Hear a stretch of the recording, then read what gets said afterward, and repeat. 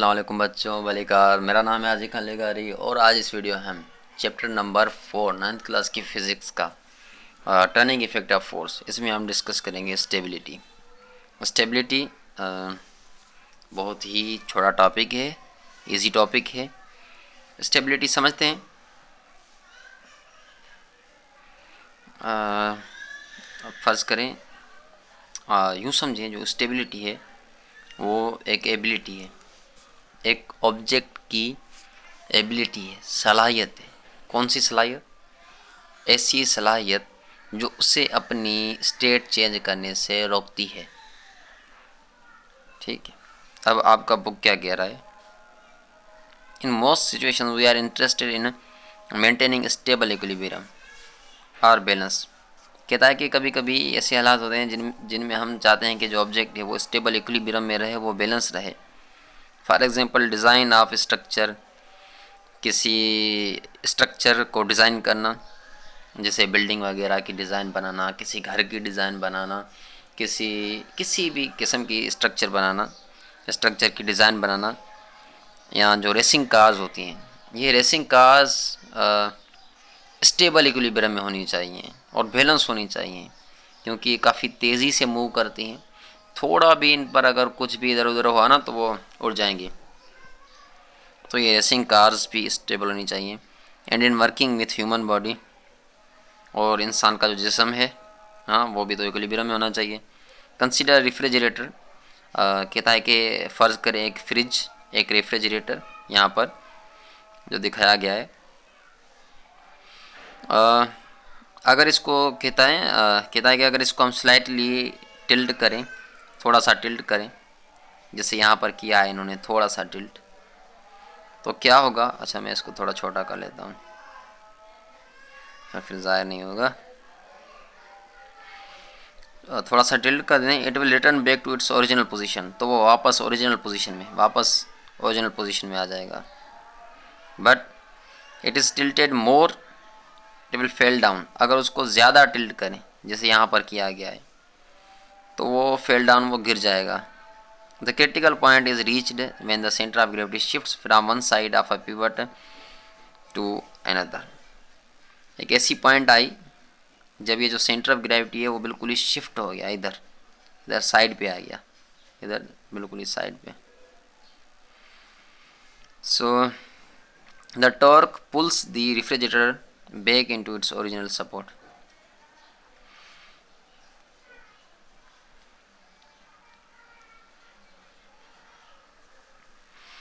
If the refrigerator is tilted further, the center of gravity crosses the other side of the pivot of the point. The torque causes the refrigerator to topple. अब यहाँ पर क्या है? एक object तभी तक stable रहता है, तभी तक उसमें स्टेबिलिटी होती है जब तक, अच्छा मैं यहाँ पर कहाँ पर बनाऊँ, यहाँ पर ड्रॉ कर लेते हैं इसको। ठीक है। अब ये जो जगह देख रहे हैं ना, ये इसे कहा जाता है एरिया ऑफ बेस या पॉइंट ऑफ कांटेक्ट। ये यहाँ से लेकर यहाँ तक, यहाँ से लेकर यहाँ तक, ये जो डिस्टेंस है, ये है एरिया ऑफ बेस या फिर पॉइंट ऑफ कांटेक्ट। अब यहाँ पर जो आप देख रहे हैं ना, ये सेंटर ऑफ ग्रेविटी, ये पॉइंट ऑफ कांटेक्ट के अंदर ही है। ठीक है। अब आपने इसको डिस्प्लेस किया, इसको थोड़ा डिस्प्लेस किया रेफ्रिजरेटर को, तब भी ये जो सेंटर ऑफ ग्रेविटी है ना, ये पॉइंट ऑफ कांटेक्ट के अंदर ही है। उसी वजह से जब आपने फोर्स हटाया तो वापस अपनी ओरिजिनल पोजीशन में आ गया। लेकिन यहाँ पर आपने इसको बहुत ही ज़्यादा जो है वो टिल्ट कर दिया, इतना डिस्प्लेस कर दिया, इतना टिल्ट कर दिया, जो अब जो सेंटर ऑफ ग्रेविटी है ना, वो पॉइंट ऑफ कांटेक्ट के अंदर नहीं है, वो बाहर गिर रहा है। ठीक है। सेंटर ऑफ ग्रेविटी कहाँ है? पॉइंट ऑफ कांटेक्ट के बाहर, अंदर नहीं रहा। इसलिए ये जो रेफ्रिजरेटर है, इसको टॉर्क ने यहाँ पर नीचे खींचा। टॉर्क ने जब इसको खींचा तो ये गिर गया। क्लियर हो गया जी? A body whose centre of gravity is above its base of support. मैंने आपको बताया ना, इसको हम क्या कहेंगे? बेस। तो एक ऐसी बॉडी जिसका सेंटर ऑफ ग्रेविटी बेस के ऊपर हो, above base of support, will be stable, वो स्टेबल होगा। If a vertical line projected downward from centre of gravity falls within the base. अच्छा, एक ऑब्जेक्ट जिसका सेंटर ऑफ ग्रेविटी बेस के ऊपर है, उसके बाद आप एक वर्टिकल लाइन ड्रॉ करें और वो वर्टिकल लाइन यूँ वर्टिकल लाइन ड्रॉ करें और वर्टिकल लाइन बेस के अंदर ही हो, तो ऐसा ऑब्जेक्ट स्टेबल होगा। अब यहाँ पर भी वर्टिकल लाइन ड्रॉ की, ये बेस के अंदर ही है, ये ऑब्जेक्ट स्टेबल है। लेकिन यहाँ पर ये जो वर्टिकल लाइन ड्रॉ की वो बेस के अंदर नहीं है, वो बेस के बाहर है, तो ये स्टेबल नहीं होगा। ठीक है जी। इस तरीके से एक नीडल, अगर नीडल हम यूं इसमें रखते तो ये गिर जाती, लेकिन हमने क्या किया, नीडल के इस साइड पे भी और इस साइड पे भी ये जो है ऑब्जेक्ट्स लगा दिए, फोर्क लगा दिए। अ swing needle fix in a cork, ठीक, कॉर्क में फिक्स है। कॉर्क आपको पता है काठ का, वुड का बना हुआ इस तरीके का जो स्ट्रक्चर होती है, जो ढक्कन होता है, इसको कॉर्क कहा जाता है। तो इसमें सुई लगी हुई है, इसमें नीडल लगी हुई है। The forks are hanged on the cork to balance it on the tip of the needle. अब ये जो है ना, ये जो सुई की, ये जो नीडल की टिप है, यहाँ पर ये टिप बैलेंस है। क्यों बैलेंस है?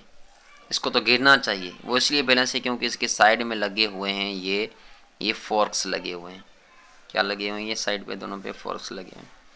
इन फोर्क्स की वजह से ये क्या हो जाता है, बैलेंस हो जाता है, वरना ये गिर जाती।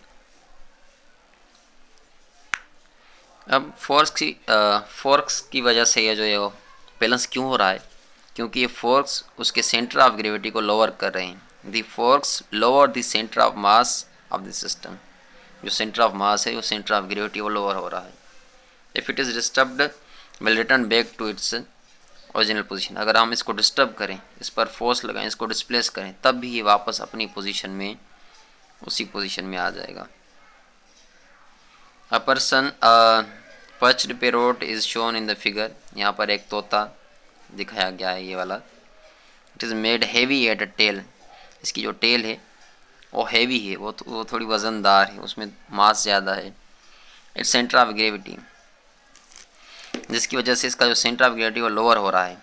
It is made heavy at tail which lowers its centre of gravity. इसकी जो टेल है वो हैवी बनाई गई है, भारी बनाई गई है, जिसकी वजह से इसका सेंटर ऑफ ग्रेविटी नीचे है, लोअर है, शिफ्ट हो गया है। It can keep it self upright when tilted. अब इस तोते को अगर आप यूँ घुमा भी देंगे ना, फिर भी ये सीधा हो जाएगा, खुद ब खुद सीधा हो जाएगा, वो गिरेगा नहीं। तो generally larger the base lower the centre of gravity more stable body. तो एक बॉडी तभी ही ज़्यादा स्टेबल होती है जब उसका बेस बड़ी हो और उसका सेंटर ऑफ ग्रेविटी लोअर हो। बेस बड़ी और सेंटर ऑफ ग्रेविटी लोअर, तो वो होगी स्टेबल। मैं आपसे सवाल करना चाहूँगा, एक ये ऑब्जेक्ट, एक ये ऑब्जेक्ट, इन दोनों ऑब्जेक्ट्स में से ज़्यादा स्टेबल कौन है? किस में ज़्यादा स्टेबिलिटी है? तो इसमें स्टेबिलिटी ज़्यादा है इस साले में, क्योंकि इसका जो बेस है वो ज़्यादा है, इसकी बेस कम है। ठीक है।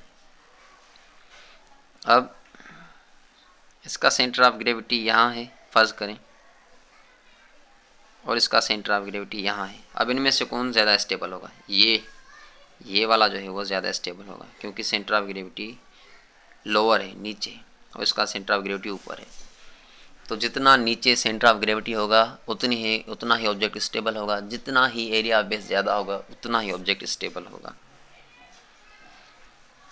यहाँ पर डू वाली पॉइंट, जो रेसिंग कार्स होती हैं, इन्हें स्टेबल बनाया जाता है। स्टेबल कैसे बनाया जाता है? इनको छोटा बनाया जाता है साइज़ में। इनकी हाइट ज़्यादा नहीं होती, बहुत ही छोटी हाइट होती है। ठीक है, ये तो फिर भी इसकी थोड़ी हाइट आपको बड़ी दिख रही है, लेकिन जो दूसरी फार्मूला रेसिंग कार्स होती हैं बहुत ही जो है वो छोटी हाइट होती है। इससे क्या होता है? इससे ये होता है कि इसका जो सेंटर ऑफ ग्रेविटी है वो नीचे ही रहता है। जैसे अब अच्छा, यहाँ पर बनाने की तो जगह है नहीं, लेकिन मैं कोशिश करता हूँ।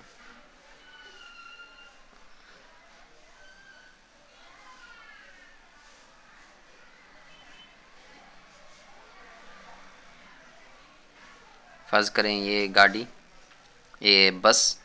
अब बस की हाइट बहुत ज़्यादा है, तो ये बस जो है वो अनस्टेबल होगी। स्टेबल होगी, लेकिन रेसिंग कार से ज़्यादा स्टेबल नहीं होगी, क्योंकि रेसिंग कार की हाइट कम है। यानी ये बस भी स्टेबल है, लेकिन रेसिंग कार से ज़्यादा स्टेबल नहीं है।